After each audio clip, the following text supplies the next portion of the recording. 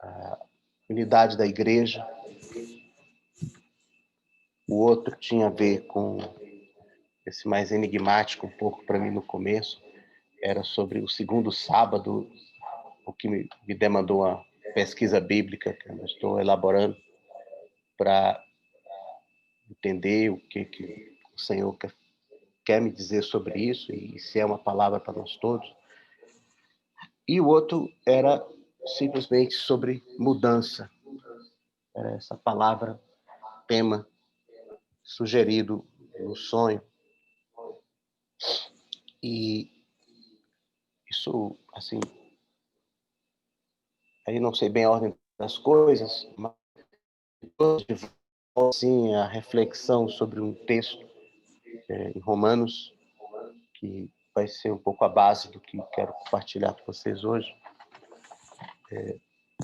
sobre mudanças. Inclusive, no encontro com adolescentes, tivemos algumas semanas atrás, conversamos sobre isso, né? Sobre esse assunto, com um enfoque um pouco diferente do que quero dar hoje. Mas outra coisa que tem assim, me incomodado muito esses dias, e tem a ver com isso, é que parece assim que está aflorando aí, se tornando claro para muitos de nós, algumas questões, alguns dilemas da igreja nesse começo de século. Assim, a igreja está sendo muito pressionada no mundo todo, de várias formas. Tanto a igreja, assim, instituição ou instituições, como os cristãos e o modo de vida cristão. E no nosso país isso se tornou uma coisa muito difícil de entender. À medida que nós estamos nos tornando um país evangélico, parece que estamos nos tornando também menos cristãos. Então, está meio complicado de entender essas coisas. Isso me levou assim de volta a algumas perguntas que parece que geracionalmente nós as abandonamos. Algumas perguntas sobre quem nós somos como igreja, sobre quem nós somos como cristãos, ou qual é o nosso papel, a nossa relevância e do evangelho, né, no mundo, na nossa sociedade. E acho que eu tenho me sentido como se a gente tivesse passado algumas décadas no gueto, deixando de enfrentar algumas perguntas pelo banal motivo, desculpem, de que nós sabemos as respostas. A gente saber as respostas não jamais poderá nos eximir de enfrentar as perguntas. Sabe por quê, irmãos? Porque nossos filhos estão fazendo essas mesmas perguntas. E nós não estamos nem ouvindo direito. Porque elas são as mesmas no sentido que nós enfrentamos em algum momento da vida, mas elas estão sendo feitas num contexto muito diferente, num mundo que mudou demais, rapidamente demais, e nós estamos preguiçosos, talvez, de pensar nelas, e já damos a resposta, sem nos aprofundarmos, sem entendermos os dilemas dessa geração, que, para mim, eu já vejo, olhando um pouco para trás, né, alguns aí da minha idade, talvez assim já tenham esse sentimento, assim, nós enfrentamos, nós discutimos, nós pensamos, nós lemos, nós elaboramos coisas intensamente, porque encontramos respostas para nós, e aí eu acho que é um erro muito mais de nós mais velhos. Nós simplesmente pensamos que os nossos filhos, a geração seguinte, filhos naturais, espirituais, eles poderiam simplesmente herdar as nossas respostas. Isso é falso, porque as nossas respostas são recebidas por eles simplesmente como um dogma, uma lei. É assim, faça assim porque é assim. Mas por que é assim? Não, essa pergunta já foi resolvida por nós, os mais velhos. Você não precisa se preocupar com isso. Já tem aqui a resposta. E aí, no final, a nossa fé vai sendo recebida por eles, no final das contas, como uma coisa meio legalista, meio formal. Eu sempre lembro uma frase do livro que eu gosto demais, que chama O Perfil de Três Reis. Quem não leu, recomendo muito. Não é um livro que agrada a todo mundo por causa do estilo. É meio assim, literário, né? Mas tem uma frase fantástica que eu acho nesse livro, sem contar a história toda, quando um jovem faz perguntas a um cara mais velho, um antigo general de Davi, já meio aposentado, e, e esse ancião diz para ele assim, uma coisa assim: olha, a lei é uma coisa que os mais velhos inventaram para poder ir dormir mais cedo, porque elas dão trabalho pensar nelas de novo, né? Então, eu tenho pensado nisso e acho que isso está por trás assim do que eu queria compartilhar com vocês. Mas indo para o texto bíblico, porque aí precisamos sempre manter essa referência. Eu tenho meditado e feito várias perguntas a esse texto que quero propor aos irmãos como meditação, e hoje quero assim me ater a uma só, para não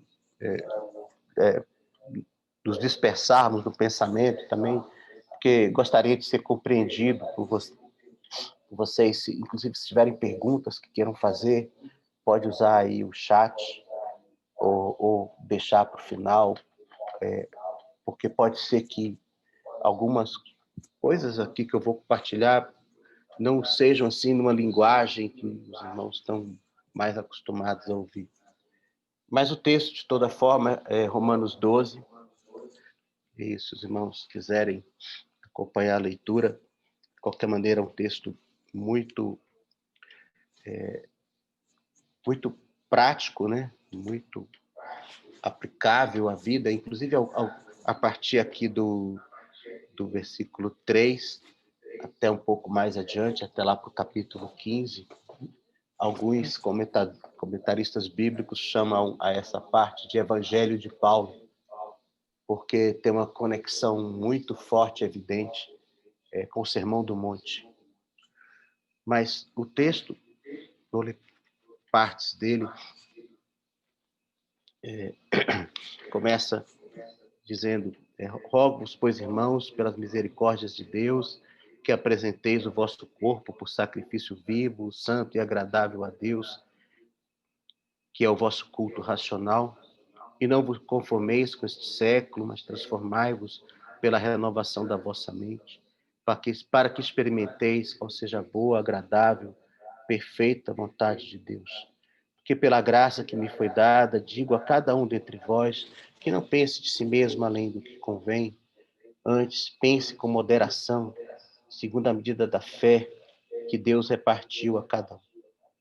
Porque assim como num só corpo temos muitos membros, mas nem todos os membros têm a sua função, assim também nós, conquanto muitos, somos um só corpo em Cristo e membros uns dos outros, tendo, porém, diferentes dons, segundo a graça que nos foi dada. Se profecia, seja segundo a proporção da fé; se ministério, dediquemo-nos ao ministério; ou que ensina, esmere-se no fazê-lo; ou que exorta, faça-o com dedicação; ou que contribui com liberalidade; o que preside com diligência; quem exerce misericórdia com alegria. O amor seja sem hipocrisia. Detestai o mal, apegando-vos ao bem. Amai-vos cordialmente uns aos outros, com amor fraternal, preferindo-vos em honra uns aos outros. No zelo não sejais remissos, sede fervorosos de espírito, servindo ao Senhor, regozijai-vos na esperança, sede pacientes na tribulação. Na oração, perseverantes. Compartilhai as necessidades dos santos. Praticai a hospitalidade.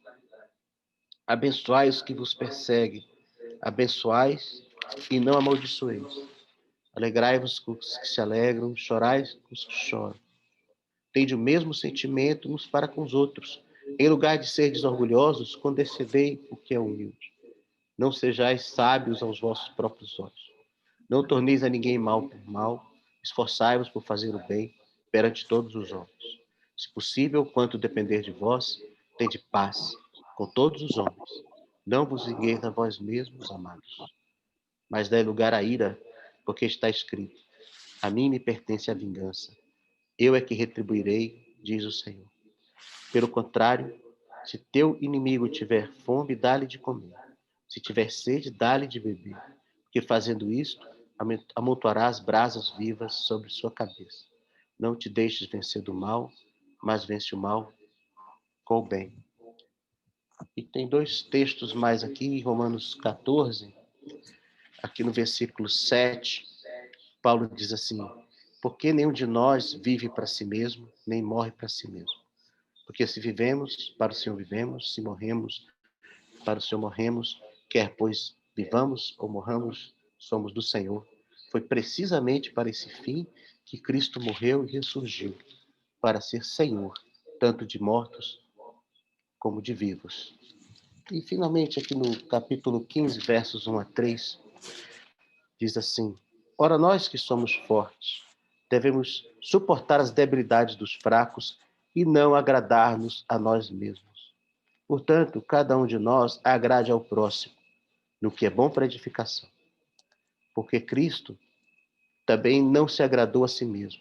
Antes, como está escrito, as injúrias do que te ultrajavam caíram sobre mim.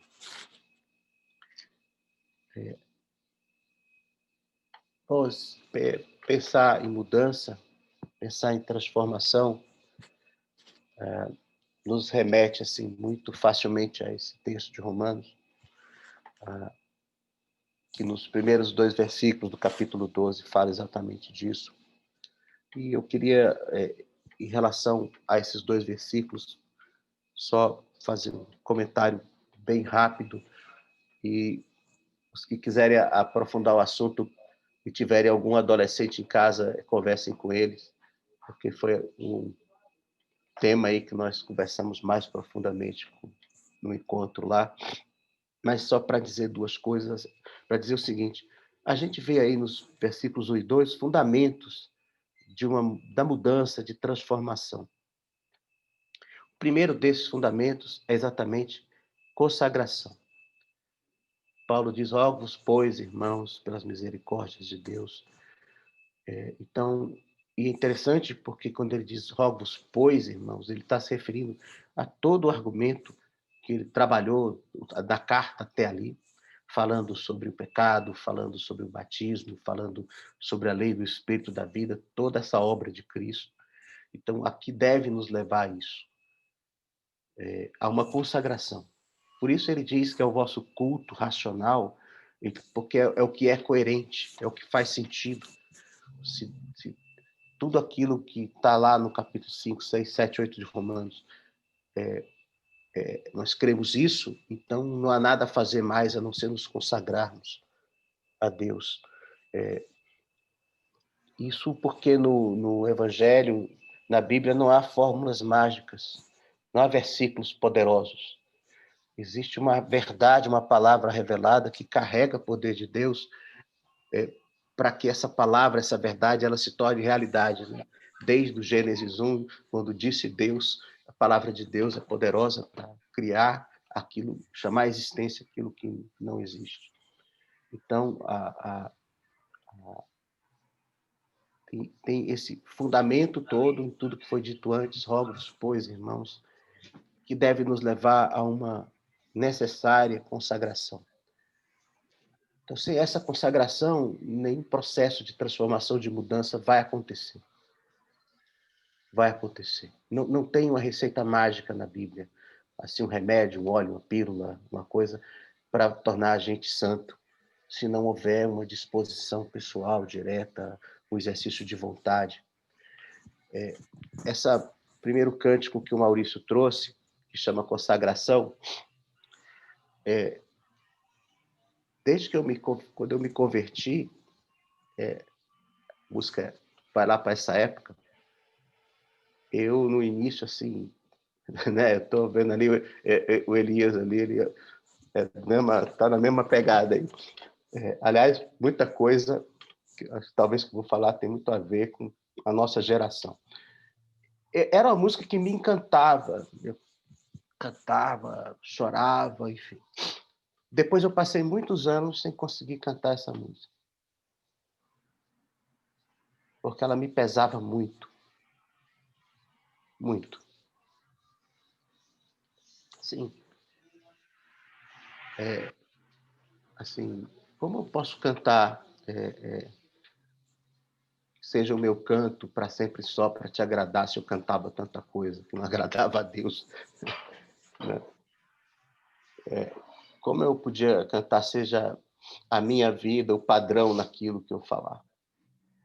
Então, por muitos anos, sempre gostei da música. Quando alguém trazia essa música na adoração, para mim era ficar quieto e chorar.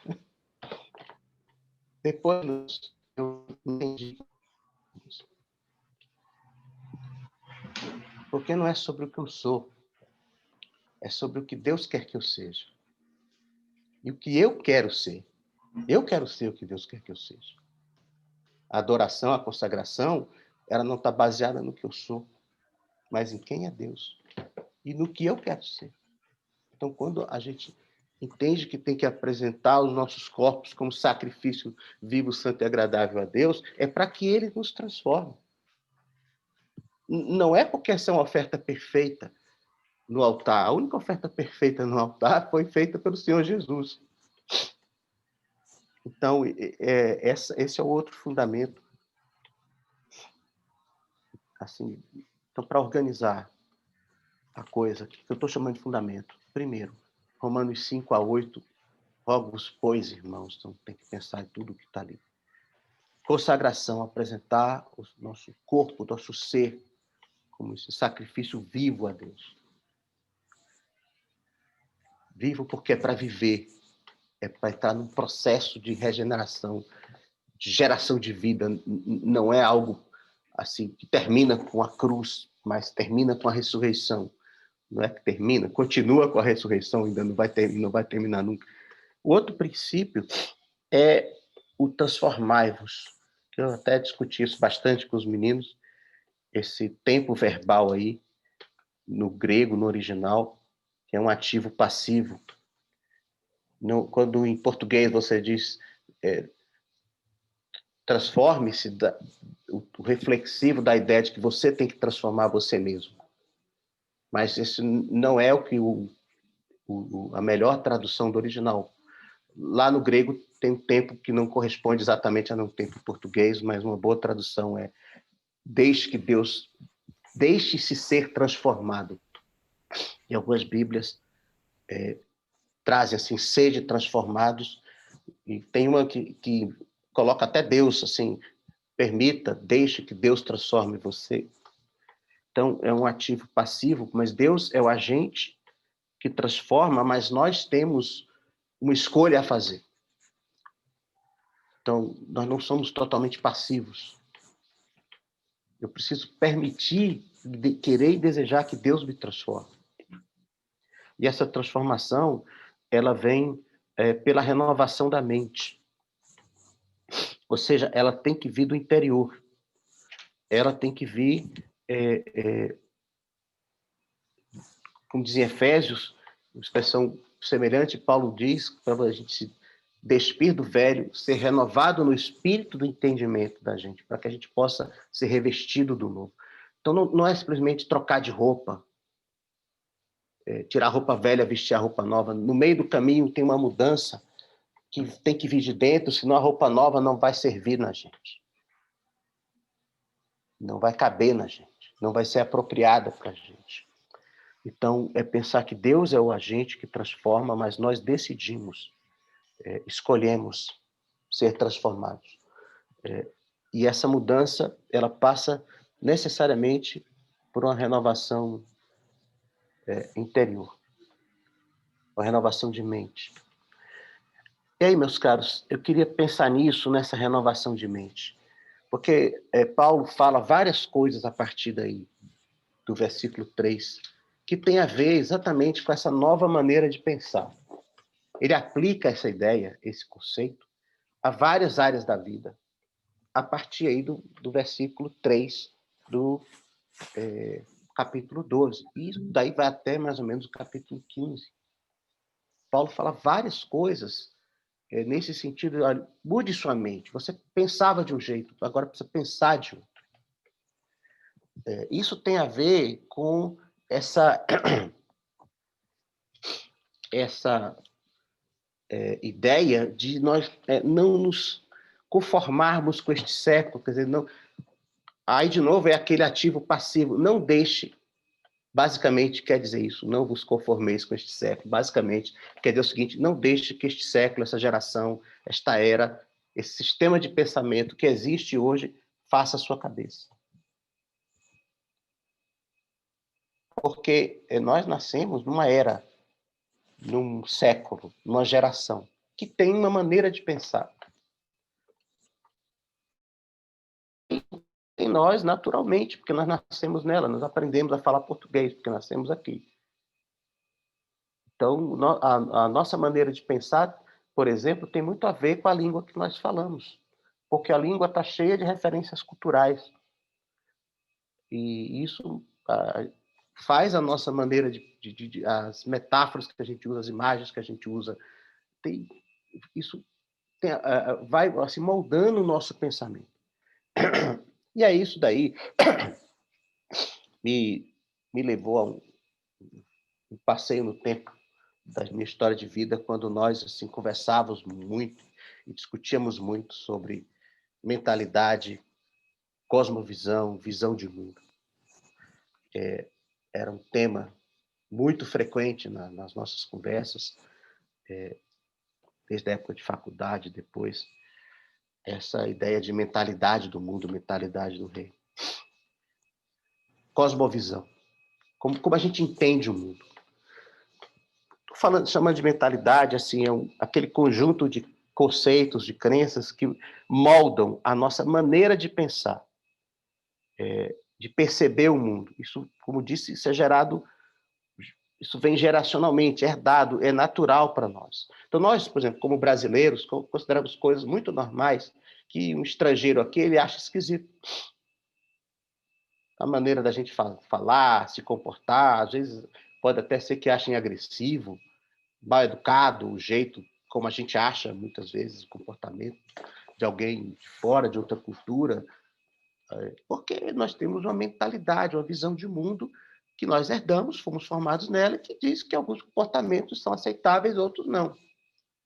Assim, sei lá, para o índio é normal andar sem roupa no meio da floresta. Se ele for andar sem roupa aqui, todos ainda vamos nos escandalizar com isso. Daqui a pouco, talvez, ninguém vai mais escandalizar com isso. Mas, enfim, na verdade, o que a gente chama de uma mentalidade é um sistema de pensamento que ele propõe ou impõe, às vezes não declaradamente, respostas a algumas questões fundamentais da existência. Assim, quem é o homem? Quem é o ser humano? O que é a realidade? Existe só a realidade física? Existe uma realidade espiritual? Que valores? Existem valores? Certo, errado, bom e mal? Não existem? O que é o conhecimento? Existe verdade? Não existe verdade? O que é bonito? O que é belo? O que não é belo? Então, nós herdamos essas coisas da nossa formação, da nossa existência como pessoas. Só que o que acontece é que o mundo vem nos impondo cada vez mais fortemente respostas para essas perguntas. Isso não vem de uma forma declarada, mas, por exemplo, toda a concepção que a ciência tem do homem é que o homem é um animal, é um conjunto de reações físico-químicas que basicamente responde a instintos. Então, isso foi se tornando uma verdade sem discussão na biologia e na medicina que cuida dessa parte, mas isso se infiltrou na psiquiatria, na psicologia e várias áreas do conhecimento. Que o que é o homem? É um animal elaborado. E o que é a melhor coisa para o homem? É viver bem os anos que ele tem que viver na Terra. E nós aceitamos isso, porque isso parece tão evidente. E quando a gente vai ver, muita coisa que a gente faz na vida está baseada nessa ideia. nessa mentalidade de que tudo acaba com a morte, a gente tem um ciclo de vida que termina, enfim. E a gente não percebe muitas vezes como essas coisas estão sendo, na verdade, impostas. Ou todo esse relativismo moral e o relativismo mesmo no conhecimento. Assim, o que é verdade, existe verdade, nem na moral e nem nas áreas de conhecimento. A ideia de que existe uma verdade acabada, terminada, que ela pode existir, isso está descartado. Mas nós estamos... isso está passando para nós, para os nossos filhos, de uma forma natural. Cada um é como é, se comporta como é, e como quer, como escolhe. Você pode escolher o que você quer ser.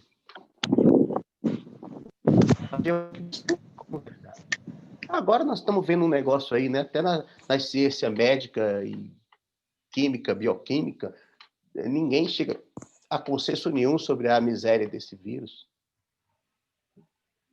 Cada um escolhe a verdade científica que prefere. Então, como disse, assim, houve um momento no final do século... É duro, a gente se sente velho pra caramba falando assim, mas eu vivi a virada do século, muitos de nós aqui, né? Quando virou o século, eu tinha 40 anos, então já tinha... Vivi, basicamente, na segunda metade do século passado e estou vivendo a primeira parte desse século, né? Mas, no final, já no século passado, digamos assim, alguns pensadores cristãos propuseram isso muito forte para a igreja, assim, que a igreja precisa enfrentar essas perguntas e ter respostas para cada geração, né? Então, um autor especialmente gostaria de mencionar, aí os mais jovens que tiverem disposição de ler e acharem que faz sentido isso, que eu acho que foi um dos grandes profetas do século passado, um homem que entendeu a mudança que a sociedade estava passando, e eu li nele coisas que eu fui ler de novo muitos anos depois, já nos meus estudos de pós-graduação, e sociólogos, gente que falando da modernidade, da pós-modernidade, falando coisas que na década de 70 esse autor, Francis Schaeffer, falava delas. Da onde o mundo estava vindo, assim, desde o iluminismo, revolução industrial, revolução científica, revolução cultural, o que isso estava gerando. E ele por exemplo, ele escreveu isso, a igreja no final do século XX, o que vai ser do cristianismo no século XXI? Alguém vai querer ouvir falar de cristianismo? Vai ter alguma relevância isso? E ele escreveu alguns livros com esse pensamento, preocupado com isso, né? Então, não sei se alguém depois quiser, só para citar alguns, tem uma trilogia, né, que é a base do pensamento dele, que chama Morte da Razão, o Deus que Intervém, o Deus que se Revela. Depois tem outros vários, O Grande Desastre Evangélico, Morte na Cidade, que eu gosto muito. É a dele, Espiritualidade, enfim, outros. Não é tão importante, talvez, o autor, não é tão importante, talvez, embora eu acho muito, muito pertinente, as respostas dele, é importante as perguntas que ele e outros tiveram coragem de enfrentar para a geração deles. E que eu acho que nós, por alguma razão, de alguma maneira, nós botamos isso de lado. E esses dias, essa semana o Vitor me mandou um artigo, uma reportagem de um jornal britânico, que chama The Guardian, bem interessante. O artigo basicamente diz que as igrejas lá no Reino Unido precisam urgentemente despertar para o abuso espiritual das pessoas LGBT, G, X, não sei o que lá, mais, menos, bipolar, tripolar, esse negócio está ficando cada vez maior. Porque eles estão dizendo assim, essas pessoas estão sendo oprimidas, abusadas, não acolhidas na igreja. Eu falei, gente, mas o que é a igreja, então? Como assim? O que é pertencer à igreja? É nascer anglicano, católico? Aí eu nasci anglicano, católico, evangélico, a minha denominação tem que me aceitar e receber? Isso não é igreja. Isso não tem nada a ver com igreja, essencialmente. Nas denominações, há igreja lá. Mas a igreja não é a denominação. Esses dias um irmão aqui, conhecido, famoso, né, o André Valadão, viu a notícia que ele está sendo processado por um comentário que ele fez na rede social. Alguém mandou, um negócio que manda pergunta, a pessoa responde, vai ter que ter muito cuidado com isso, viu, gente? Muito, muito, muito cuidado. Essa exposição na mídia está complicando tudo, porque você não sabe com quem você está falando, com que propósito as pessoas estão te seguindo. Mesmo uma comunicação como essa aqui, que teoricamente a gente sabe quem é que está aqui, quem é que está ouvindo, isso daqui pode perfeitamente ir para outro lugar qualquer, e, enfim. E algo que eu estou aqui dizendo, compartilhando com vocês, que são meus irmãos e irmãs, com a base de fé que nós temos, estou aqui com a Bíblia aberta, e nós estamos falando disso, alguém pode dizer, não, você não tem o direito de dizer isso. Porque o que você está dizendo está oprimindo as pessoas por aí. Então, o André Valadão, alguém mandou uma pergunta para ele assim, tem 2 rapazes na igreja que resolveram namorar. O que faz com eles? Aí, sinceramente, para mim, assim, é um assunto que tem a ver com a congregação local, a disciplina na congregação local não devia nunca ser discutido em rede social. Ponto. Mas o irmão deu uma resposta que eu achei muito razoável, muito ponderada. Talvez eu dissesse algo parecido. Ele disse assim, olha, essas pessoas têm o lugar delas, elas podem ir a lugares onde elas são aceitas, tal, mas aqui é a igreja. Aqui a gente tem uma fé e tal, então, assim, não é um ambiente mesmo para elas. Assim. Aí, rapaz, vai ser processado porque disse isso. Ele não disse é pecador, vai para o inferno, nada disso. Ele só disse, olha, aqui não é um lugar para elas. Tem muitos lugares bons para elas. Mas não é aqui. É um nível de intolerância, né? Mas o que acontece? O que a gente está pensando que é a igreja? Qual é a nossa... O mundo está tentando nos incutir um conceito de igreja. Tá certo? Uma ideia do que é a igreja. Que é uma ideia sociológica, psicológica, até mística, espiritual, espiritualista, o que seja. A gente não pode comprar essa ideia. A gente não pode deixar isso fazer a cabeça. Então, essa discussão aqui que o Vitor me passou, não sei quantas, 400 líderes de várias denominações, e eu vou fazer um encontro para debater sobre como receber as pessoas LGBT, porque se a igreja não fizer isso, vai ter processo, ela não é relevante, ela não serve para a sociedade. Vai ter que fechar.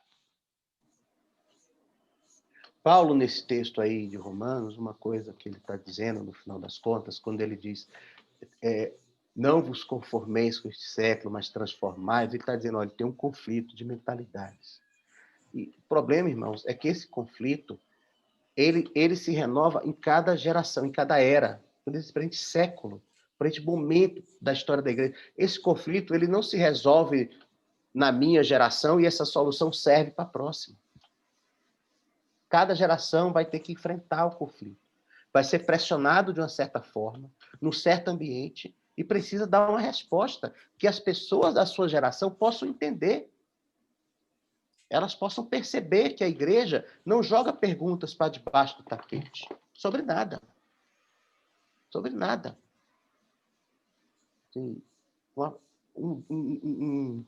Assim, um mantra, a palavra é ruim para falar na pregação, né? Mas era sei lá, uma frase, algo que a gente dizia sempre. Qualquer pergunta pode ser feita.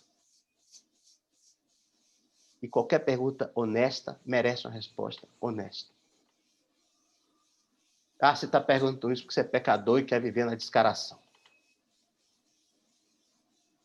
Não, meu caro. Uma pergunta honesta merece uma resposta honesta. Ainda que a resposta honesta seja um honesto não sei. Ou que a resposta honesta seja assim: Deus é o dono do altar vazio das minhas perguntas sem respostas. Né, Dilson? Onde eu ofereço um sacrifício silencioso das minhas perplexidades. Assim, meu cara, eu também não sei, mas sei que tem um Deus que sabe todas as coisas. Agora, pode ser que a resposta dele eu não consiga entender, mas porque a verdade é uma pessoa. A verdade não é uma frase. Inclusive, um grande problema dessa mentalidade tem a ver com essa... Pegar do ponto de vista espiritual, religioso, cristão, as pessoas cada vez mais no Brasil estão pegando frases da Bíblia e fazendo o que querem delas. O que querem. Tiram do contexto, bota no para-brisa do carro, bota na rede social, faz um meme, qualquer coisa. Por exemplo, a verdade vos libertará. Infelizmente, essa frase, eu estou dizendo aqui, tem gente aí que já pensou na política. Não estou pensando na política, porque ela virou slogan de campanha. A verdade vos libertará, a frase completamente tirada de contexto. Jesus disse assim: se vocês permanecerem em mim e as minhas palavras permanecerem em vocês, vocês conhecerão a verdade e a verdade vos libertará. Qual é a verdade que liberta? Jesus. Não é, você saber a verdade sobre você mesmo liberta você. Não liberta nada. Nada. Pode te tornar miserável prisioneiro. Então, as pessoas vão... Tudo posso naquele que me fortalece. Vai lá ver o que Paulo diz antes disso. Você está disposto a passar fome, jejum, ser açoitado, sei lá o quê? Nós somos vencedores nele, para o propósito dele. Enfim, só estou querendo dizer que renovar a mente não é só substituir um conceito por outro. É aprender a pensar de uma maneira diferente. Assim, não é trocar o programa, é trocar o sistema operacional. Assim, não é, por exemplo, quando eu estudava matemática e física, aplicar a tal da forma. Eu não tinha uma mentalidade formada para aquilo. Então, mudar a mente seria assim, aprender o conceito que está por trás e usar o conceito. Isso vale para qualquer área de conhecimento. Então, por exemplo, tem gente que a mentalidade básica, o sistema operacional básico dele ali é uma lógica da guerra, da competição. Então, lutar, vencer, ser derrotado, não ser derrotado, competir, alcançar, blá, blá, blá, blá. Quando você tem uma mentalidade dessa, você está assumindo que a vida é um cenário de guerra, que você é um jogador, é um guerreiro, e você vai ter que ter virtudes de jogador e de guerreiro, e é assim que a vida funciona. Então, todo lugar que você chega, você tenta entender qual é a sua posição na guerra, no jogo, na competição, e vai lutar para ganhar. Você arruma a sua vida para todo lugar que você vai com esse pensamento. Então, assim, você tem uma formação militar. É fácil organizar a vida pensando, porque a formação militar te ensina hierarquia e disciplina, serve para um bocado de coisa na vida. Aí você vê, eu reconheço um militar na fila do banco, sem chance de errar, só pelo jeito dele ficar em pé. Sem chance de errar. Porque ele organiza a vida dele toda com base numa mentalidade.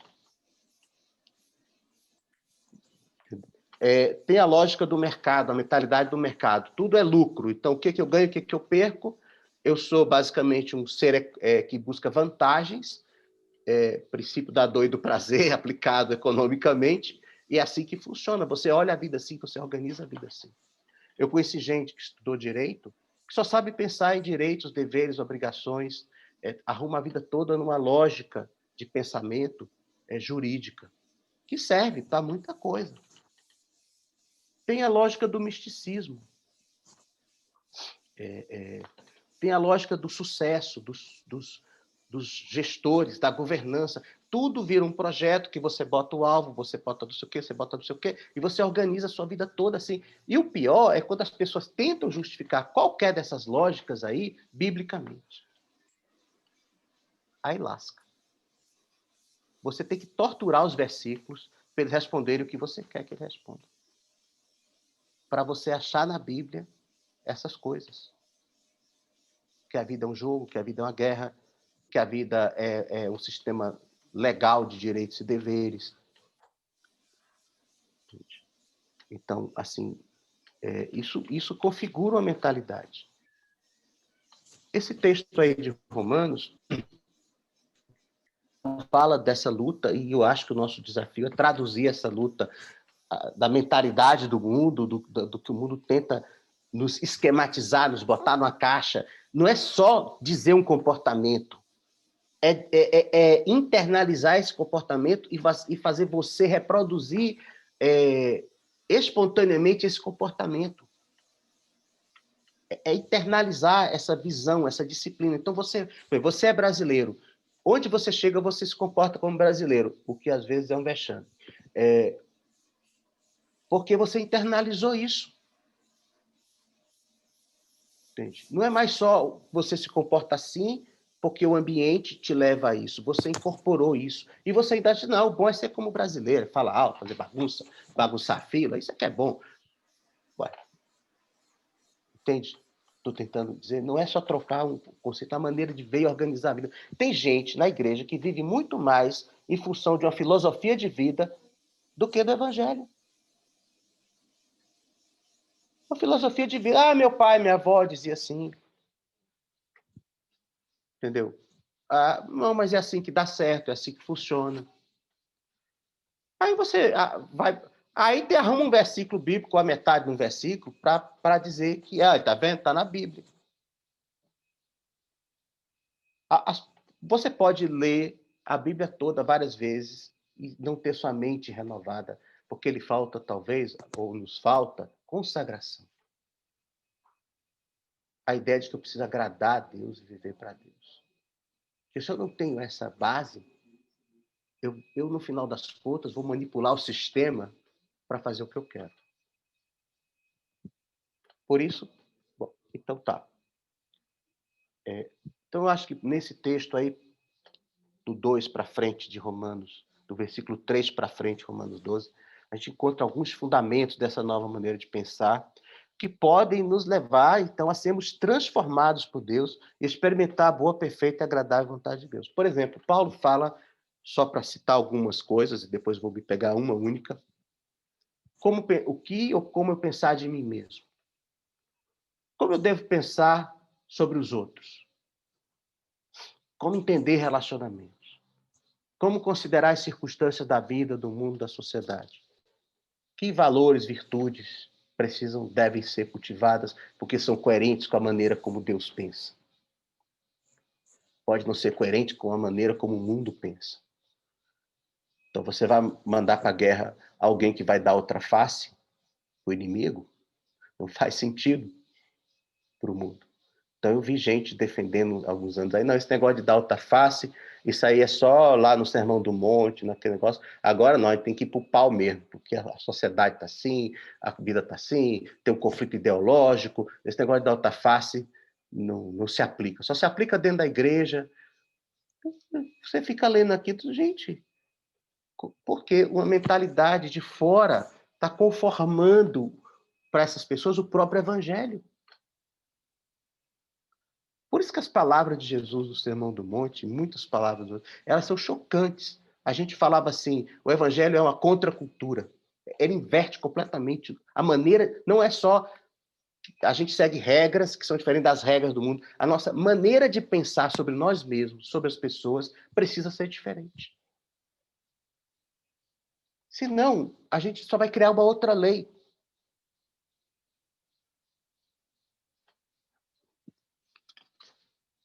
Então, e essa nova maneira de pensar Paulo está falando aqui, tem como fundamento essa realidade, essa dimensão espiritual e eterna do reino, o que por si só já reverte muito as coisas. E outra coisa muito importante, irmãos, a dizer neste presente momento da vida, é que não é mais uma opção no mercado de diversas ofertas disponíveis na modernidade de ideologia, de valor, de filosofia. Essa pluralidade, essa diversidade é fruto exatamente de um relativismo que vem assim da desistência da busca da verdade, de esquecer aquelas perguntas fundamentais de quem é o homem, para onde ele vai, por que a gente existe. A filosofia moderna não pensa mais nisso. Desistiu disso. Então, na verdade, não desistiu. Parou de assumir expressamente isso. Está impondo uma maneira de pensar assim, que supõe o tempo todo que Deus não existe, não é relevante, não existe verdade, não existe valor. Ah, você quer ser cristão? Ótimo, o outro é muçulmano, o outro é não sei o quê. Quando eu me converti, a pergunta fundamental para mim e para outros era a verdade. Existe a verdade? Qual é a verdade? Qual é a verdade? Não pode duas coisas, uma oposta à outra, as duas serem verdade. Não pode. O grande problema do evangelho para o homem moderno é que o evangelho traz essa radicalidade. O ser é e o não ser não é. Uma coisa não pode ser o contrário dela. Mas o mundo moderno diz, não, quem decide o que é o certo? Você? Esse livro aí que você anda lendo? Que te foi imposto culturalmente? Você não sabe nem de onde isso vem direito?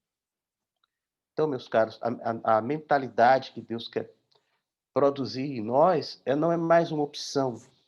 E nós hoje, ela é a verdade revelada de Deus que pode produzir essa transformação. E o grande problema que a gente tem com isso hoje é que o mundo vai tentar nos colocar em alguma prateleira. Ah, são os neopentecostais radicais, fanáticos. Ah, bota eles ali, bem no cantinho da estante, porque eles não têm nenhuma relevância na sociedade. Ou melhor, bota na cadeia, porque estão atrapalhando. Não podemos aceitar isso. Podemos deixar que o mundo nos conforme, nos meta nessa forma. Porque, meus caros, essa transformação, não podemos esquecer, ela é produto da ação sobrenatural, regeneradora, transformadora do Espírito Santo em nós, de uma intervenção de Deus na história humana. Jesus Cristo nasceu, filho de mulher, nesta terra. Ele foi um homem que viveu aqui. Deus interferiu na história humana, sempre desde o começo, né? Tendo Deus outrora falado aos nossos pais pelos profetas, hoje nos fala em Jesus, diz lá Hebreus. Deus sempre interferiu na história humana. E nós, assim, e essa interferência, ela é poderosa, ela é transformadora. A gente não pode ser mais um mercenário, um bando de charlatões oferecendo o sucesso, oferecendo saúde, oferecendo qualquer coisa, porque isso é o que as pessoas querem ouvir. Vendendo ilusões. Eu lembro um texto que Isaías viveu esse problema na época dele, porque todo mundo queria fazer política, acomodar com o Egito, fazer um conchavo, não sei o que lá, e Isaías tinha mania de falar no santo de Israel, mas os santos de Israel, Deus não quer essa aliança, não quer isso. Aí as pessoas dizem, Isaías, é o seguinte, diga coisas aprazíveis, profetize ilusões para nós. Não fale mais no santo de Israel. É a nossa geração. Se você fizer um site, um blog, qualquer coisa dessa, para vender ilusão, meu velho, você vai ser um sucesso. Inclusive no meio evangélico. Você vai ser um sucesso. Porque essa é a mentalidade do mundo.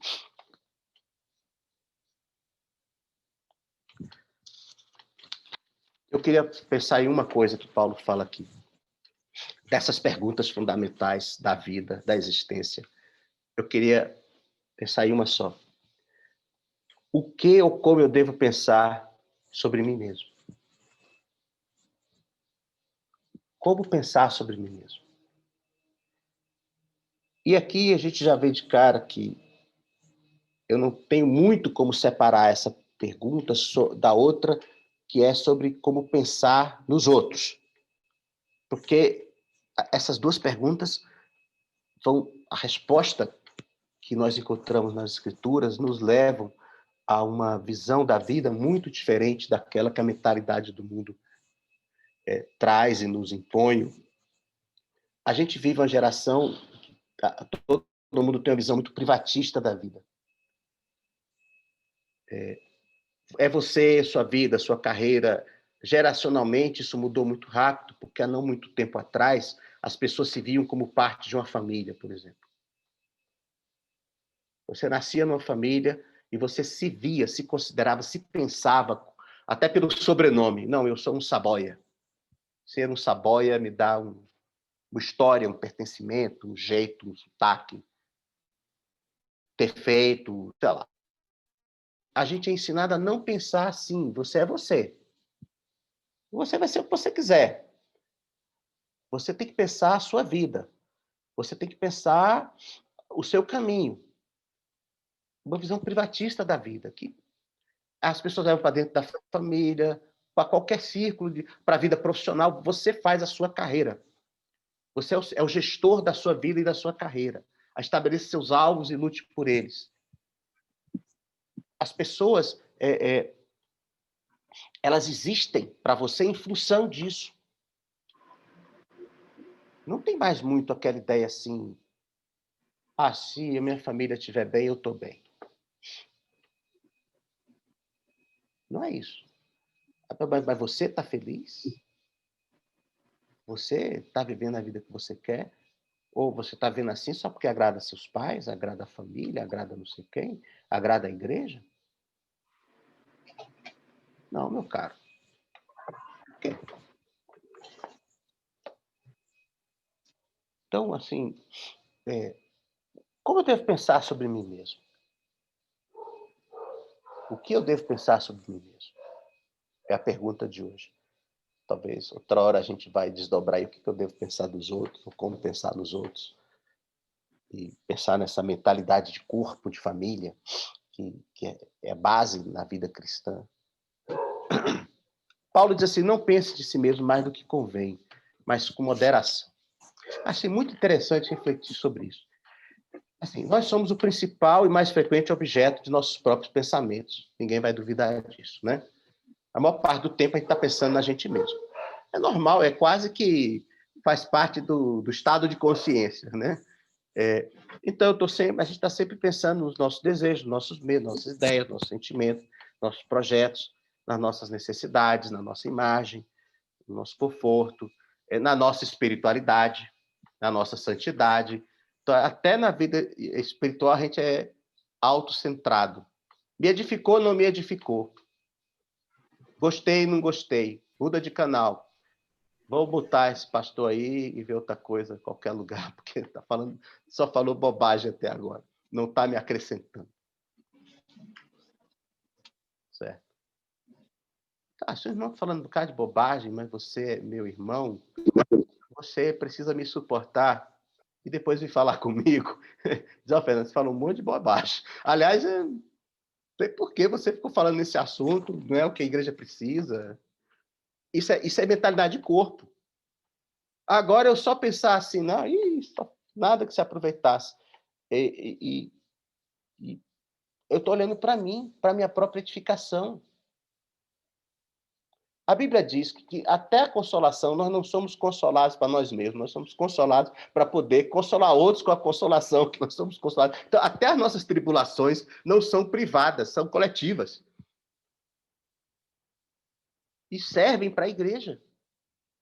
Mas é uma mentalidade arraigada na gente. E por isso que a Bíblia diz assim, não pense de você mesmo mais do que convém, pense com moderação. Uma coisa que eu fiquei pensando é assim, até nos outros, nós pensamos nos outros em relação a nós mesmos.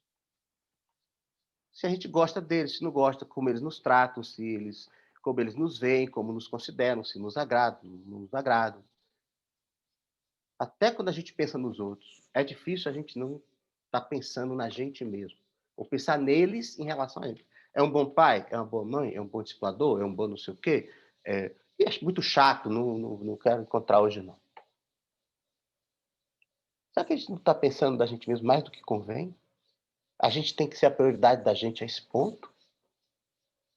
Agora é o meu lazer, agora é o momento disso, agora é o meu momento daquilo. Eu só tenho agenda para falar com 3 irmãos essa semana, e já é muito. Então, a partir daí, o outro para mim é apenas importunação. Liga na hora errada, pede a coisa errada, nunca me dá nada, né? Nunca aparece para ajudar, mas nós pensamos no mundo, é interessante, né? Na própria natureza em relação a gente mesmo. Se chover, a gente pensa, "Ih, estragou meu futebol. Para que vai chover justo hoje? Hoje? Por que o mundo está girando para esse lado, não está girando para outro? Porque eu quero ir para lá. O tempo todo a gente pensa o mundo, as circunstâncias todas, em relação aos nossos interesses. Aí a gente sofre demais, a gente se angustia demais. Aí tem dia que não, todo mundo hoje está contra mim. Tem um complô. Todo carro que eu encontro no caminho, o cara resolveu andar devagar só porque eu estou com pressa. O cara amanheceu o dia pensando assim, vou andar na frente do Fernando devagarinho. Até o vírus a gente pensa em relação a gente, né? A gente já fica pensando, não estou no grupo de risco, estou no grupo de risco. Eu corro risco, não corro. Eu vou fazer, eu não vou fazer. O governo, então, a política, aí que todo mundo é normal, é instintivo. Mas será que eu não estou pensando de mim mesmo mais do que convém? Eu tenho que ser o centro? Deus tem que amanhecer o dia pensando, será que é bom para o Fernando chover ou fazer sol? Será que eu não estou pensando, a cidade tem que funcionar de acordo com o meu programa? Eu não queria o aeroporto lotado hoje, eu não queria o trânsito cheio hoje. Nossa, isso adoece a gente. Isso adoece a gente. Até melhor você pensar que você está vivendo o dia que Deus permitiu que você vivesse. E não é só você, tem um bocado de gente aqui. A chuva que te atrapalha está ajudando um monte de gente, sei lá. A gente pensa da gente mesmo, ou na gente mesmo, mais do que convém. Isso é natural, claro, mas pode não ser saudável se houver excesso. Por isso que a palavra diz, existe uma medida de moderação, de conveniência sobre o pensar em si mesmo. E além dessa medida, no excesso, a gente vai cair no egoísmo, na vaidade, na doença. Tanto o excesso de alegria como o excesso de prazer, ou o excesso de tristeza e dor. Eu tenho um autor que eu gosto muito, é um médico, tem vários livros publicados, né, o Paul Tournier, que é outro profeta, na minha opinião, que enxergou a pessoa, a saúde integral, medicina da pessoa, década de 40. Depois virou moda, tudo é holístico, psicossomático, não sei o quê, mas ele é um cristão e um dos livros para ele dele que eu acho espetacular é Bíblia e Medicina. Ninguém escreve mais esse tipo de livro. Ninguém na igreja se preocupa mais em ser relevante como médico, por exemplo, para as pessoas, mas enfim. Ele diz assim, que não, ele cita pessoas, que toda neurose é, na verdade, é o excesso de um conflito, de um sentimento, de um comportamento normal. Tudo que você encontra nas pessoas neuróticas, você encontra nas pessoas normais, de medo, de ansiedade, de obsessão por algumas coisas, só que num nível extrapolado. Então, se você pensar na sua tristeza além do que convém, você fica doente. Se você pensar na sua alegria além do que convém, você pode se tornar uma pessoa totalmente alienada e intolerante com qualquer desconforto. Não é interessante pensar, não pense de você mesmo, além do que convém. Antes, com moderação. Aí ele diz, segundo a medida da fé. Isso quer dizer para mim, assim, por que a medida da fé? Eu tenho que entender o que Deus pensa de mim. e aprender a pensar de mim o que Deus pensa de mim. É engraçado, porque eu fiquei pensando, e aí alguém pode até não concordar com isso, mas eu, na minha leitura, assim, fiquei catando aqui na cabeça. Mas na minha maneira de pensar, a Bíblia não diz para a gente pensar nem bem nem mal da gente mesmo. Mas diz para a gente pensar com moderação. A Bíblia não nos manda. A Bíblia não manda você amar você mesmo, nem manda você odiar você mesmo. Tem um texto, todo mundo diz, amar o próximo como a si mesmo. O texto não diz, não manda você amar você mesmo. Apenas supõe como natural que você ame a você mesmo. E uma maneira desse negócio não se tornar excesso é você amar o outro igual você ama você. Mas não tem nenhum mandamento direto na Bíblia assim, ama-te a ti mesmo. Odeie-te a ti mesmo. A Bíblia não me manda odiar a mim mesmo. E seria uma contradição, porque eu vou odiar alguém que Deus ama? Como eu vou me odiar se Deus me ama? Deus pode amar o mal? Se eu fosse mal puro, Deus não poderia me amar. O que eu quero dizer, irmãos, para não tornar essa coisa muito complicada, é assim. O que é que a Bíblia diz de mim? O que é que Deus afirma sobre mim? De bom e de ruim, digamos assim. É isso que eu tenho que pensar de mim. O pecado que está em mim é uma miséria, é horrível. Estraga tudo. Mas a Bíblia também diz que eu sou santo, que eu sou filho de Deus. Eu sou pecador miserável, sou, mas sou filho de Deus. Sou santo. Eu tenho que pensar de mim o que a Bíblia diz sobre mim.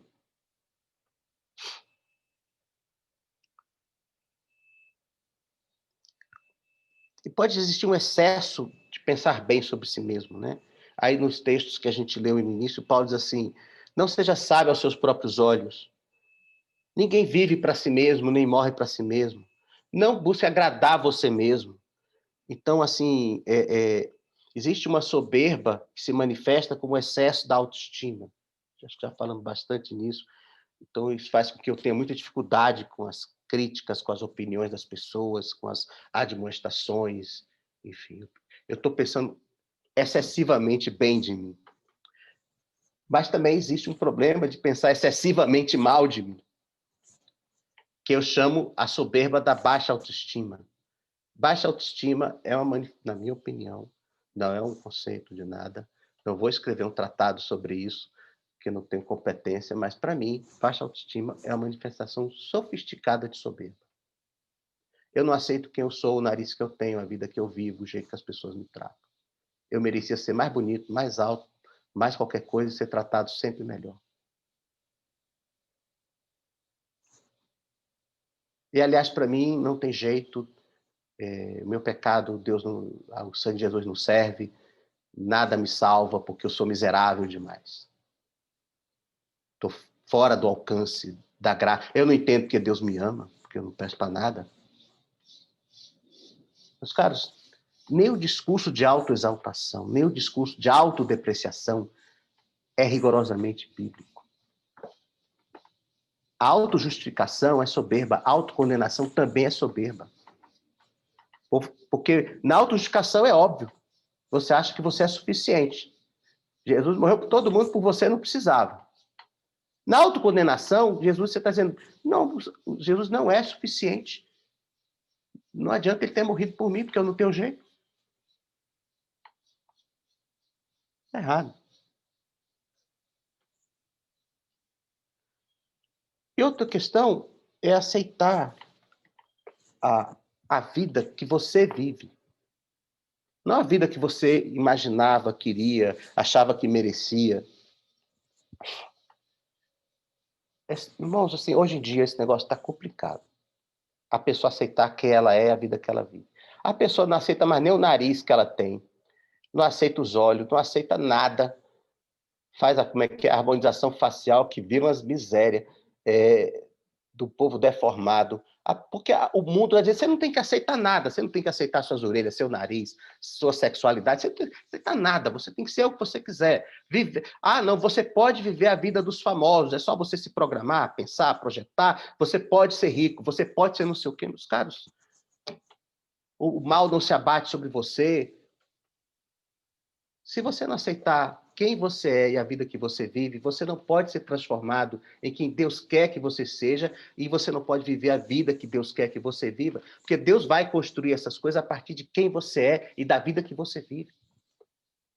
Tem gente que passa a vida inteira, mas então, se eu fosse para a África, para a Ásia, pregar o evangelho, se eu fosse pendurado de cabeça para baixo, aí eu ia servir a Deus.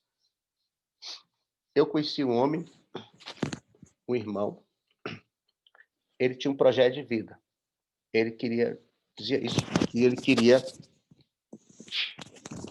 ser missionário. Mas na cabeça dele, para ele ser missionário, ele primeiro tinha que ficar rico. Então ele tinha um emprego, ele tinha um negócio, e ele se dedicava muito a isso, porque ele queria primeiro ganhar dinheiro, juntar dinheiro, formar um patrimônio para ir ser missionário. Teve morte súbita, cedo. Não foi nem rico, nem missionário. E talvez, não sei, não vou julgar, porque não conhecia ele tanto assim, não sei, poderia ter vivido uma vida plena no emprego dele, com o negócio dele, e cumprido a missão dele, na vida que ele efetivamente viveu, e não na vida que ele não viveu. Tem um autor que eu também gosto muito, que ele diz assim, também, aí essa frase aí já é por conta e risco dele. Ele diz assim: Deus odeia nossas fantasias. Elas nos tornam soberbos. E eu acho que Deus odeia principalmente nossas fantasias espirituais.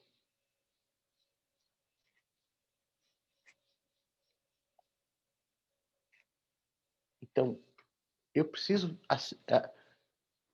aceitar, digamos assim, quem eu sou, para que Deus possa me transformar em quem Ele quer que eu seja. Eu preciso viver a vida que eu vivo, para que Deus possa construir nessa vida que eu vivo a vida que Ele quer que eu viva. Você entende que essa maneira de pensar é uma maneira de me ver e de ver o mundo? É uma mentalidade.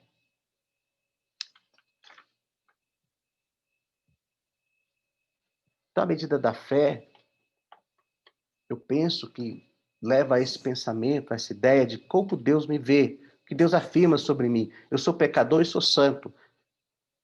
Eu sou amado de Deus. Eu sou condenável, mas fui salvo.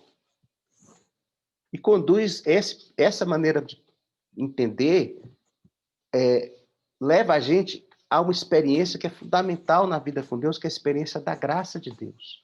Porque a graça de Deus, ela aceita as duas coisas. Ela aceita quem eu sou. Me recebe como pecador. E ela me transforma no que Deus quer que eu seja. O que eu não posso ser por mim mesmo. Paulo escreve uma coisa assim, ele diz: olha, eu sou o pior de todos. Eu sou o último. Gente, vocês podem ter feito coisa ruim na vida, mas eu persegui a igreja. Estevão estava lá sendo apedrejado e eu estava batendo palma. Como que tem jeito para mim? Aí ele diz assim: mas pela graça de Deus, eu sou o que eu sou. E a sua graça na minha vida não foi vã. Ela se tornou operosa, parafraseando aí, talvez juntando mais de um texto de Paulo. Outro lugar diz: eu não me absolvo nem me condeno, eu não me julgo. Eu não sou meu juiz. Eu aceito a graça de Deus na minha vida, tanto quando ela me diz que eu sou pecador, quanto quando ela me diz que eu sou santo. E eu creio no poder dessa graça para me levar a fazer o que Deus quer que eu faça, a viver a vida que Ele quer que eu viva. Quando Deus me diz seja santo, é um falso discurso de humildade. Se Deus, não, eu não consigo. Eu sou miserável demais, eu não consigo amar minha esposa, eu não consigo fazer o que o Evangelho diz, porque eu sou ruim demais. Você não está dizendo que você é ruim demais. Você está dizendo que Deus não é poderoso para levar você a viver o que Ele está dizendo. Ele está dizendo que está dizendo que você vai viver. Isso não é humildade. é desprezar a graça. Do mesmo jeito, quando você diz, agora é comigo, já entendi, lição dada, missão cumprida, agora é comigo, Deus, fica aí olhando. Que agora você vai ver o cara aqui, se acontecer. E essa experiência da graça, lá no limite, Paulo chega àquela expressão, né? Que Deus diz para ele, a minha graça te basta. Te basta, você pode ter visões celestiais, você pode tomar a surra do capeta, ser esbofeteado por Satanás, humilhado. Não interessa. Não muda quem você é. E não muda quem você pode ser em Deus.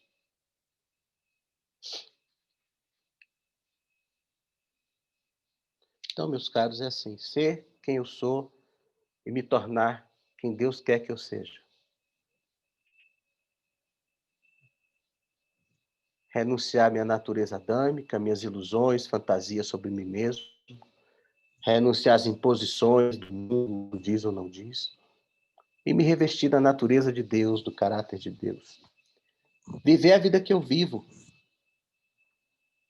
Para que Deus possa construir na vida que eu vivo a vida que Ele quer me levar a viver. Os reformadores da igreja, eles entendiam uma coisa que nós perdemos talvez de novo na caminhada. Porque antes tinha aquela ideia do clero e povo, né?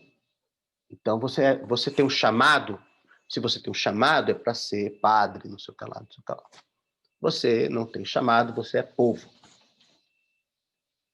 Lá desde Lutero, os reformadores entenderam o seguinte, não, meu caro, não é assim que funciona, não. Você foi chamado para ser pastor e você foi chamado para ser sapateiro. Não tem diferença, é a mesma coisa. Você tem que consagrar a Deus a vida que você vive. Ah, não, Deus, eu só aceito se for para ser missionário, não sei aonde. Aí eu vou estar servindo a Deus.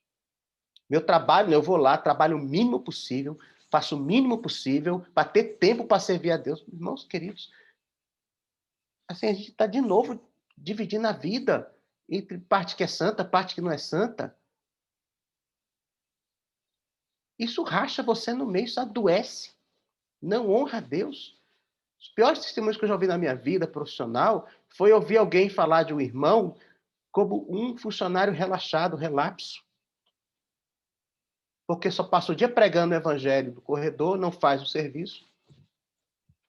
Porque aquilo ali para ele não tem sentido. Jesus vai voltar, para que a gente vai ficar aqui construindo ponte, né, Marcelinho, fazendo asfalto e estrada? Para que serve? É uma pena, é uma punição que Deus me deu trabalhar. Eu sei, acho que Deus não vê dessa forma, não. Deus chamou cada um de nós, na profissão, na família, onde estiver. Você tem um chamado. O que você tem que fazer é consagrar a Deus tudo o que você faz. Esse é o princípio da vida, do serviço. Porque se você fizer isso, pode ser que Deus hoje só está te mandando lavar a louça, depois ele vai te mandar pregar para o vizinho, depois ele vai te mandar fazer outra coisa. Você é fiel no pouco, vai ser fiel no muito. Deus não vai se render à minha ilusão sobre mim mesmo, à minha fantasia sobre mim mesmo. Não vai. Não vai. Então a gente precisa, assim... E o que a vida moderna faz? O que a modernidade faz? É criar um buraco. Quando ela diz assim, você pode ser qualquer coisa, é uma ilusão de liberdade que o mundo vem. Não, você pode ser o que você quiser. Você pode ser homem, pode ser mulher, pode ser qualquer coisa, nada coisa. Cis, trans, bi, tri, não sei o quê. Você pode ser o que você quiser. O fato de você ter nascido menino, menina, não quer dizer nada. Isso parece uma expressão de liberdade. Isso é uma condenação a um vazio, por um lado. Você não tem identidade nenhuma. Você não tem de onde tirar uma identidade. E você corre muito risco de ir para um caminho impossível, que é tentar ser o que Deus não quer que você seja.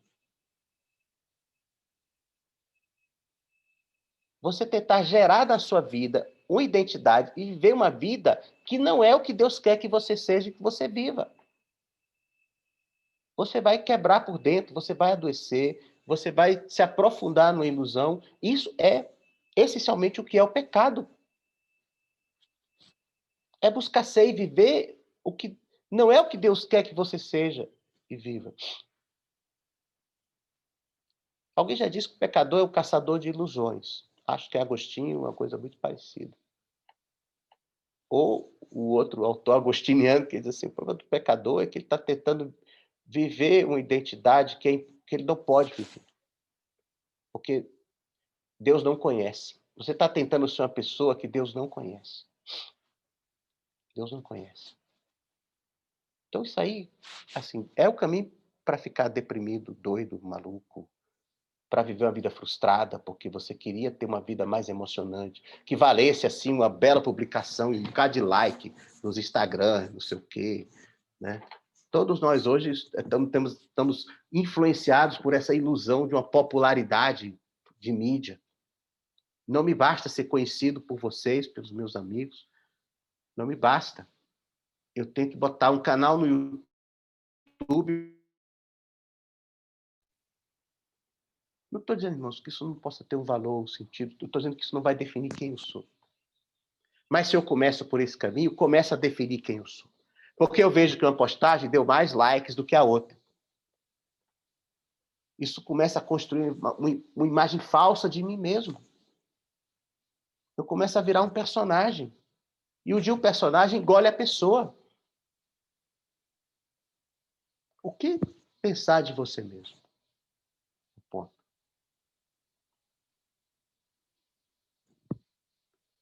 Não pense assim, além do que convém. Certo? Pense de você mesmo com moderação. Do positivo e no negativo. Segundo a medida da fé, o que é que Deus diz sobre você? Qual é a identidade que Deus quer gerar em você? Se você conseguir aceitar quem você é, a sua cor dos olhos, sua altura, seu jeito, sua família, Deus vai transformar você a partir daí em que Ele quer que você seja. Porque o projeto de Deus, velho, é para a eternidade. Não é aqui. Aqui pode ser que, sei lá, o meu nariz não tem jeito mesmo. É melhor não mexer que vai piorar. Mas Deus não está pensando nisso. A imagem que Deus está construindo é a imagem do Filho dele. Essa é a imagem que vai para a eternidade.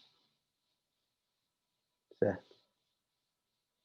Se eu não aceito a vida que eu vivo, se eu acho que a minha vida é uma maldição, é uma série de infortúnios e de má sorte, de doidice dos meus pais, de não sei quem, da vida, da sociedade, do governo, deram da minha vida, virou essa miséria que é.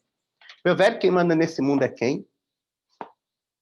Quem é que opera em todas as coisas? Pode parecer que, de fato, esse mundo jaz no maligno e temporariamente, precariamente, provisoriamente, o inimigo está com autorização, digamos assim, para bagunçar com a coisa, mas isso não quer dizer que ele é soberano e que ele é quem determina nada. Nada. Agora a gente nasce nesse mundo bagunçado, caído. Bagunçou a nossa genética, bagunçou a sociedade, bagunçou o planeta, bagunçou tudo. E é um mundo cheio de sofrimento, de dores e de injustiça. Mas se eu não entender a minha vida como parte do plano misericordioso de Deus para mim, para me levar daqui para onde Ele quer que eu vá, eu vou viver a vida inteira infeliz, eu vou viver a vida inteira tentando ser e construir algo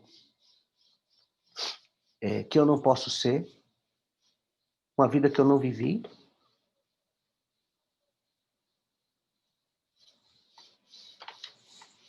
E vai me levar a adoecer. Não consegue ver o impacto da resposta que você der a essa pergunta sobre como você deve ver você mesmo, como você deve se ver e a sua vida. O impacto disso para você, para a sua vida, para a igreja, para o discipulado, para os relacionamentos. Porque aí eu penso assim, o que eu vou fazer com o irmão com quem eu estou ali aconjuntado, companheiro, discípulo, ou meu irmão aqui? Para onde eu... Que sentido que... Como eu vou atuar na vida dele? para ajudar ele a descobrir quem Deus quer que ele seja e a viver a vida que Deus quer que ele viva. Eu não vou chegar no irmão com uma forma, um caixotinho, e digo, é isso aqui, ó, entra aí dentro. Entra aí dentro, que isso aqui é o que é. Será que a gente não está fazendo isso com a nossa geração de jovens na igreja? Querendo botar eles dentro de um caixotinho? E a gente nem entendeu que o mundo mudou de uma forma. Aí, não, no caixotinho não pode levar celular, rede social, nada disso. Tudo é do demônio. Eu lembro até hoje, quando surgiu o tal do... Como é que era? Orkut. Orkut é do demônio. Jogue fora. Você jogou fora o Orkut, aí veio o Facebook, veio coisa pior. Você expulsa um capeta, volta 10. Não é não, gente. A sociedade mudou. Mudou e pronto. Então, não pode, nesse caixotinho, não pode entrar com isso.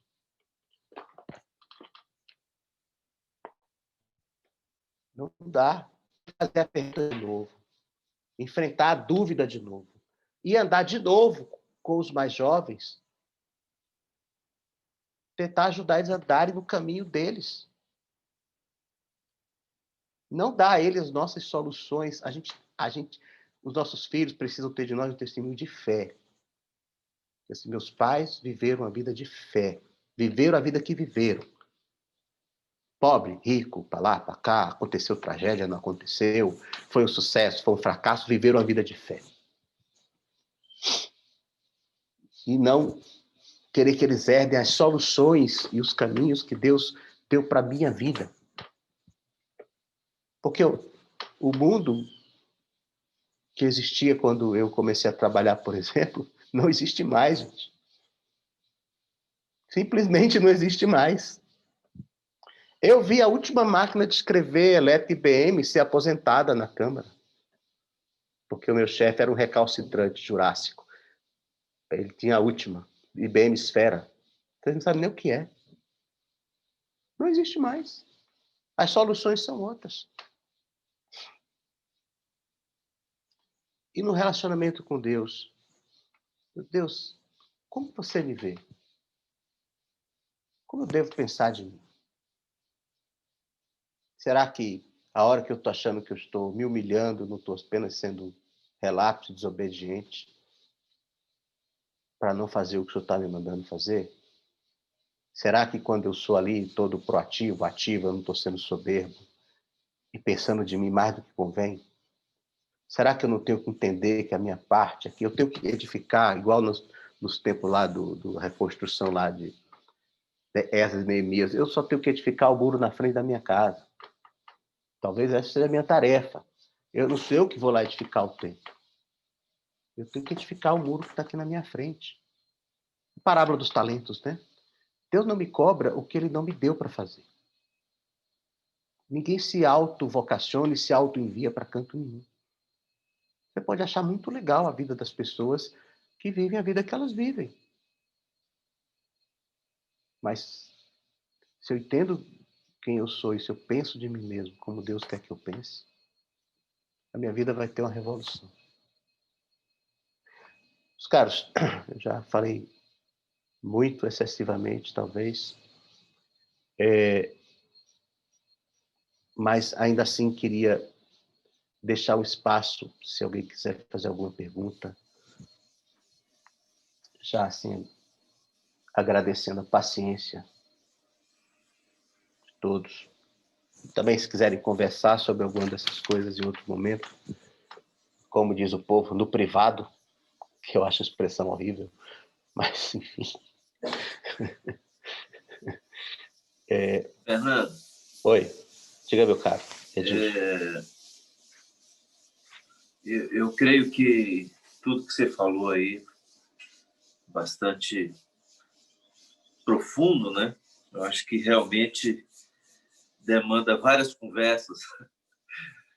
E é como a própria palavra fala, né? A salvação também é uma indagação de uma boa consciência para com Deus. Eu acho que tudo que você disse, isso aí, acho que é importante demais a gente indagar, questionar, perguntar a nós mesmos, né? sem valorizar, ou sem menosprezar e tudo mais. E eu acho que realmente cabe muita coisa e muita conversa. Eu penso que nós estamos vivendo uma geração de pessoas talvez até sem identidade, né? Muita gente sem identidade. Mas quando você falou sobre, me corrija aí se foi mais ou menos isso, que igreja que seremos assim no século XXI, foi isso que você falou? Teve um momento? Me vieram duas questões. Foi isso que você falou? Exato. É até uma referência ao chefe, mas é exatamente isso. Me vieram duas questões ao meu coração, e eu quero citar só dois textos da Bíblia, da palavra, né? Eu penso que nós seremos, nós, ou nossos filhos, ou nossos netos, seremos a igreja da resistência, né? E eu vejo dois caminhos nessa resistência aí. Um é aquilo que Paulo fala aos Efésios, né? Com respeito ao nosso aperfeiçoamento, ao desenvolvimento do nosso serviço, para a edificação do corpo, né? Até que todos cheguemos à unidade da fé. Eu acho que se nós, como congregação, né? Pensando no grupo, né? Agora fugindo um pouco aí do que você disse no final, pensando mais em nós mesmos, mas pensando no grupo, eu acho que se nós focarmos realmente na questão da unidade da fé em todo o tempo, eu acho que nós não só seremos um grupo mais coerente, mas eu acho que nós ajudaremos muito os nossos filhos nessa questão, né? E a outra é que o próprio Paulo fala a Timóteo. Ele fala assim: pois virá o tempo em que não suportarão a sã doutrina. Pelo contrário, se rodearão de mestres, segundo as suas próprias cobiças, como quem sentindo coceira nos ouvidos. Eles se recusarão a dar ouvidos à verdade, entregando a fábulas. Aí ele fala uma coisa que eu acho muito interessante, né? Ele fala assim: mas você seja sóbrio em todas as coisas, suporte as aflições, faça o trabalho de um evangelista. Então, eu penso que o que nos espera mais para frente talvez dependa um pouco disso, né? De buscarmos a unidade de fé, unidade de espírito, né? Porque temos o mesmo Senhor, temos o mesmo batismo, temos o mesmo Espírito, e está chegando, né? Não virá, não. Eu acho que nós já estamos vivendo esse tempo aí que muita gente já não consegue suportar a doutrina, não consegue suportar o fundamento, a clareza da palavra. E tem um versículo que essa semana Deus, acho que me destruiu um pouquinho e que me fez pensar em mim mesmo, como você nos provocou aqui hoje, né? Para a gente pensar em nós mesmos. Aquele texto que Jesus fala em João, quando ele fala: quem tem os meus mandamentos e os guarda, esse é o que me ama. Aquele que me ama será amado por meu Pai, e eu também o amarei e me revelarei a ele. E eu fiquei me questionando: Senhor Deus amado, será que eu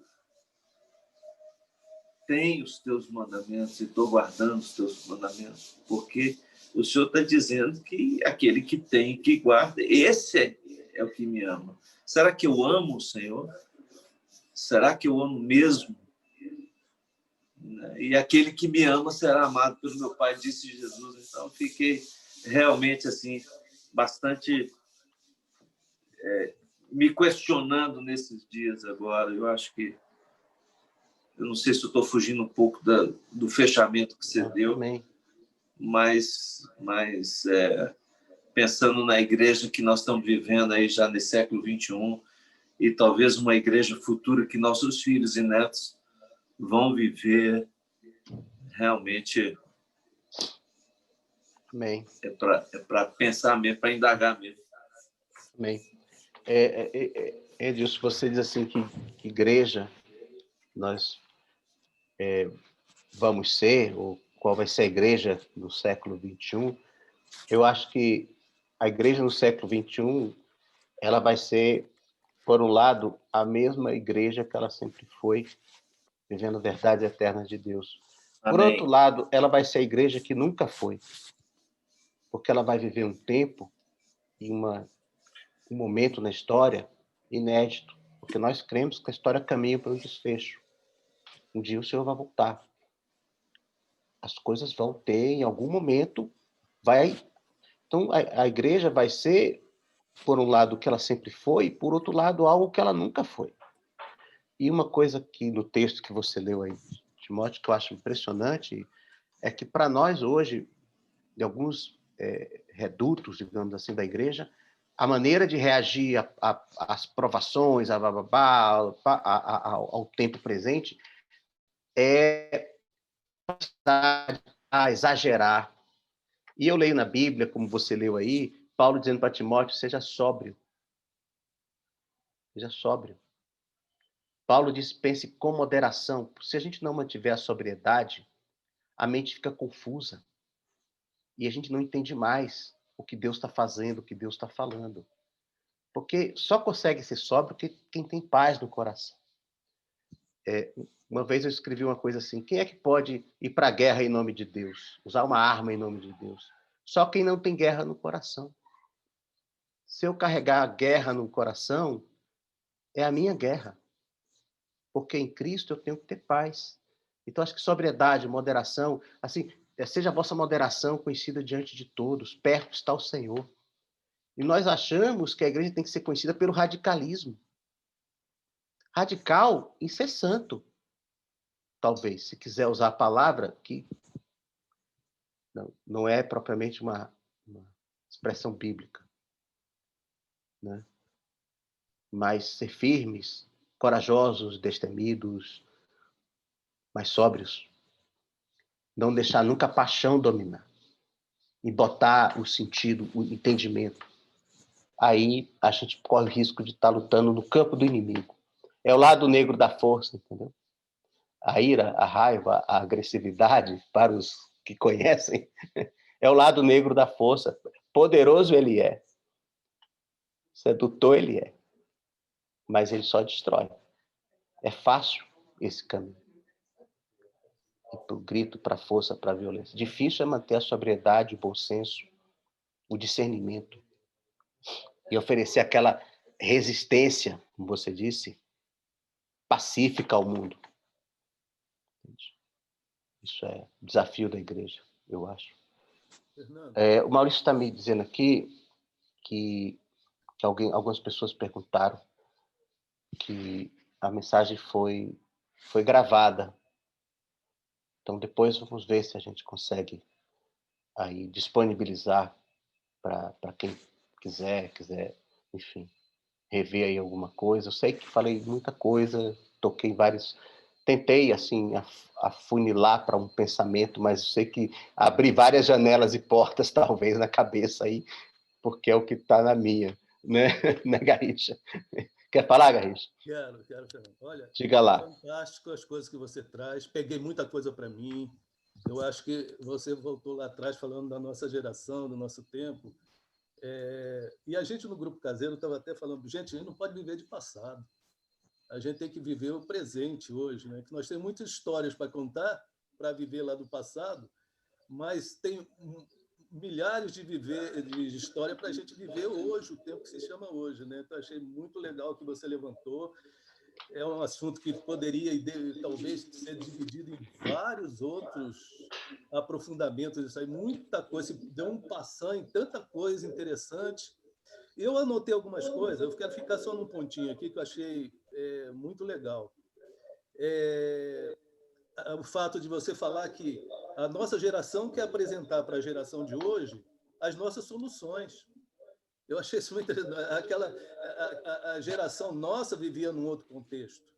A geração deles hoje vive num contexto conturbado que nos carrega de ideias, de pensamentos, de situações que era diferente da gente. Nós fomos assim, abrimos muitas trilhas na floresta, na mata, mas hoje essa pergunta, se fosse, cabe para eles, as perguntas que eles têm, a necessidade que eles têm, são gritantes e são diferentes. Eu me lembro que antes a gente tinha liberdade, saía, vamos viajar, eu pegava um grupo de 5, 6, ia para a Argentina, viajar o mundo, a gente tinha uma visão daquela que o mundo era pacífico. Hoje é um mundo que a gente está no meio de turbulência, né? Então, e outra coisa que colocou, que eu acho que é bem interessante, o que a gente tem que conversar com eles, com nossos filhos. Se falou, isso me chamou muita atenção. Nós que temos filhos, nós precisamos estar conversando com eles, porque a luta deles, as perguntas, os questionamentos deles são propícios à época deles, né? E na Bíblia não tem tabu para se falar, mas tem o modo certo de falar, a maneira certa de falar e o tempo certo de falar, né? Isso é uma coisa que o seu irmão até... uma frase do seu irmão, né? O Horácio. E olha aqui o contexto dos apóstolos, o contexto que eles viviam.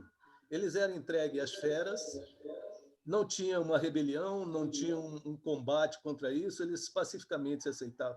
Poucos foram os apóstolos que não foram decapitados. É um ou outro ali que a história deles é diferente. O contexto da igreja que foi criada é uma igreja perseguida. A consagração dos apóstolos, hoje, essa consagração que eles viviam naquela época, tinha que se encontrar nas catacumbas, que eram perseguidos o tempo todo, não tinha sossego. Hoje é inaceitável um tipo de vivência no meio desse. Tanto no mundo como nas igrejas. Se pega de modo geral o corpo de Cristo no mundo, a igreja no mundo. Eles se denominavam, autodenominavam de servo de Cristo. Será que nós não estamos hoje vivendo uma vida de senhores? São coisas que você foi falando, eu fui pegando, perdi muita coisa boa a ser explorada, né, que vai nos edificar a nós, a nossos filhos. O mover do mundo hoje, ele caminha para um modelo do fim dos tempos, que vai se assemelhar à igreja primitiva. Se a gente olhar o que a Bíblia fala, que será o sinal de tempo, a perseguição que vamos chegar, nós estamos aqui no meio e temos uma trajetória a ser mudada para voltar ao primeiro amor, para voltar àquele primeiro tempo. Agora, como fazer isso? Hoje, num mundo humanizado, cheio de teoria, cheio de perseguição escondidas, hoje se vê igrejas sendo queimadas em lugar aqui, e não se fala, não se permite falar. Então, nós vivemos hoje um contexto diferente do contexto da igreja primitiva, mas esse conceito, pelo que parece, vai voltar. E eu acho tão interessante como o mundo caminha para aquilo que a palavra de Deus estava estabelecida há 2.000 anos atrás, há 4.000 anos atrás, e ela é imutável. Eu acho que o mundo tenta se encaixar naquilo que está na palavra, ela não muda. Ela é válida para a época dos judeus, há 4.000 anos, para a época dos apóstolos, 2.000 anos atrás, para nós hoje, há 2.000 anos depois de Cristo. Ela não muda. Parece que tudo se encaixa ali. Parece que o mundo, o humanismo, ele estuda a Bíblia e fala, não, já que vai acontecer isso, vamos se encaixar para ser o bandido da história. E é muito interessante que a palavra não muda. Ela é imutável. É a nossa grande garantia. Porque nós mudamos, somos assim, vivemos como satélite desse sol aí, que a gente tem que estar constantemente voltando a ele. Como se desvencilhar desse contexto que nós vivemos? Eu acho que nós não temos ninguém que está fora desse contexto. A igreja, hoje, todo mundo fala igreja, não só no mundo, ela está dentro desse contexto. Como se desvencilhar disso? E eu estava pensando, nos últimos momentos de Jesus, que Pedro sentou ali naquela fogueirinha quentinha, como confortável, era frio, né? aquele momento ali no pátio, se aqueceram ali no quentinho da fogueira, e alguém chegou e falou, olha, você é um deles. Pedro, não, que é isso? A gente pode se identificar com Pedro, não, peraí, eu sou daqui, mas eu tenho uma maneira diferente. Aí depois vem outro cara e fala, você fala igual a eles. Então, quando você fala em consagração, era uma coisa que a gente debatia muito naquela época. Nós temos nossos conflitos de mundo, conflito de pessoas, conflito de entendimento de Deus, mas a gente tinha aquela convicção de que a consagração nos levava a ser parecido com Jesus, falar como Jesus, andar como ele. E hoje o que precisa, só para fechar, tem muitas coisas que eu anotei, mas eu vou deixar só aqui. O que nós precisamos hoje, porque cada um, quando a gente lê a palavra de Deus, a gente pode tirar um entendimento intelectual, a gente pode ter uma revelação do Espírito Santo, e essas coisas se misturam. E o que nós precisamos hoje, quando se fala em relacionamento, é a gente conviver tete a tete, ouvido a ouvido, para que a gente possa tirar o espinho um do outro e a gente não se melindre nesse tirar do espinho, porque dói. Talvez a gente tenha que ter uma caminhada nessa direção. Eu estava pensando isso, Fernando, não sei se você concorda, mas foi quando me veio, assim, sem pensar, talvez tenha destoado de alguma coisa de hoje. Bem, mas é isso aí. Bem, é isso, gente. Eu acho que realmente a ideia, assim, para mim, de provocar esse assunto, primeiro isso, de abrir assim um leque de coisas que a gente pode considerar, pensar. Estou muito preocupado com a geração mais jovem, deles não terem assim, a oportunidade, talvez. Porque, assim, como eu disse, o que eu espero o que eu acho que nós mais velhos devemos nos preocupar em legar, em deixar para eles, é uma atitude, testemunho de fé, de amor a Deus, de serviço. Não é para eles fazerem exatamente o que nós fizemos, do jeito que nós fizemos. Mas é a mesma fé, é a mesma revelação, mas as gerações estão passando e o mundo está caminhando para um desfecho. Então está mudando também. Então, isso que eu acho quando Paulo diz assim, não vos conformeis com este século, ele está falando daquela geração e da seguinte, e agora é a hora. Mas é muito importante que nós, mais velhos, que já vivemos aí vários momentos, possamos assim estar disponíveis para caminhar com os mais jovens e talvez a gente tentar assim, se dar o tempo e se desgastar um pouco e se doar um pouco nesse sentido, assim, de, sabe assim, tá, você tem um adolescente vivendo um conflito na sexualidade. Na nossa época, claro que isso existia. Mas, meu velho, do jeito que está hoje, assim, está muito, muito diferente, muita coisa. Entende? Então, sei lá, o livro do Jamie Camp que resolveu a nossa vida lá, talvez não resolva hoje, né, Elias? Talvez não resolva, porque o negócio ficou muito mais complicado em muita coisa. Agora, o que a gente tem que ter a confiança de que em Deus existe um caminho. Existe uma maneira de viver a santidade de Deus, a verdade de Deus, o padrão de Deus, nesta época, nessa geração. E mais, de proclamar isso para essa geração. Então, só que, talvez, assim, nós precisamos fazer essa transição aí, e os jovens que estão nos ouvindo, por favor, encham de perguntas aí quem estiver perto. E quem não estiver perto, você chama para perto e pergunta.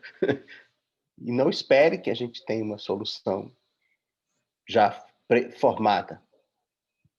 Mas talvez a gente possa transmitir um testemunho assim, de perseverança, de amor a Deus, de como nós lidamos com as nossas próprias dúvidas e questões. E como a graça de Deus nos conduziu até naquilo que nós não sabíamos. Quanta coisa a gente não sabia. Aí, assim, aí vai casar, não tinha ninguém para aconselhar, aí vai ter filho, e Deus nos conduziu em tantas coisas. Amém. Amém, irmãos, assim,